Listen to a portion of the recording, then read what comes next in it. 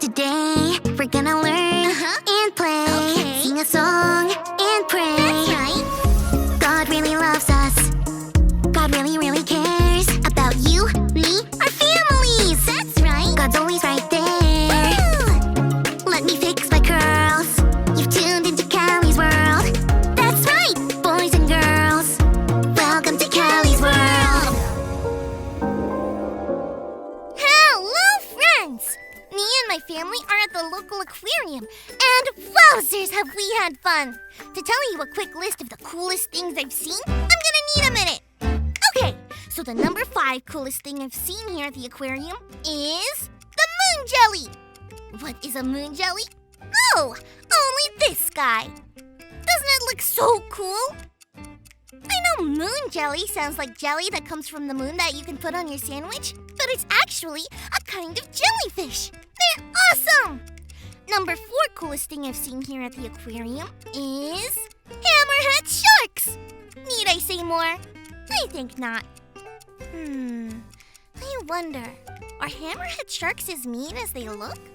Maybe not. Maybe they're nice, peaceful creatures who just need a hug. Or maybe not. Number 3 coolest thing I've seen here at the aquarium is the emperor penguins. Can you waddle like a penguin? I can. Watch! Number 2 coolest thing I've seen here at the aquarium is the sea otters. Now, that might surprise you, but look. I mean, is that not the cutest thing? It looks like it just wants to talk with you, doesn't it? Look at all those whiskers. How can you not love a sea otter? And the number 1 coolest thing I've seen at the aquarium is the schools. What? The schools? What are you talking about, Callie?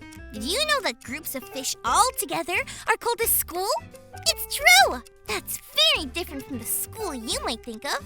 It is so cool to watch the fish swim together, one following the other. I have so many questions about schools of fish. I mean, how do they know which fish to follow? How do they know who the lead fish is? How do they move together so beautifully? Wowzers! Isn't it cool? Watching fish follow each other made me wonder about who we follow. I know that I follow my parents' directions. I follow people when I'm standing in a line for ice cream or to get somewhere. But the Bible tells us that we can follow Jesus. What does that mean? Let's check out our Bible story today to find out. Today's miraculous Bible story comes from Luke chapter 5. People continued to hear all about Jesus. One day, many people gathered around Jesus. They wanted to listen to Jesus teach about God. It got super crowded. So Jesus decided to go on a boat by the water and teach from there. This boat belonged to a guy named Simon Peter. When Jesus was done teaching, he asked Simon Peter to sail the boat further out into the water so they could catch some fish. Simon Peter wasn't sure if they'd catch anything since they hadn't caught any fish all night. But since Jesus asked him to, Simon Peter put his fishing nets into the water. Then a miracle happened. They caught tons of fish. There were so many fish that, whoa, the nets started to break. And Simon Peter's boat started to sink because it was so full of fish. Simon Peter called over his friends, James and John, to bring their boat to help. James and John's boat started to sink too because there was just so much fish. They went from no fish to too much fish. Miraculous! Then Jesus gave them a really cool invitation to come follow him. Do you know what they did? As soon as they brought their boats to the shore, they left everything and followed Jesus. Jesus has so many amazing things to show us too. Jesus invites everyone to follow him, just like he invites Simon Peter and his friends. Jesus calls us to follow him. Fish can't tell us why they follow each other because fish can't talk. But when we see them swim together, it looks like they just know where to go and who to follow. God made them special that way. The fishermen in our Bible story got a little help. Jesus said, "Follow me," and they did. When they met Jesus and saw everything he could do, they knew it was the right way to go. The best part is, Jesus calls us to follow him too. Oh, can you imagine what it would look like if we followed Jesus like schools of fish follow each other? When Jesus calls us to follow, it doesn't mean we need to swim like fish do.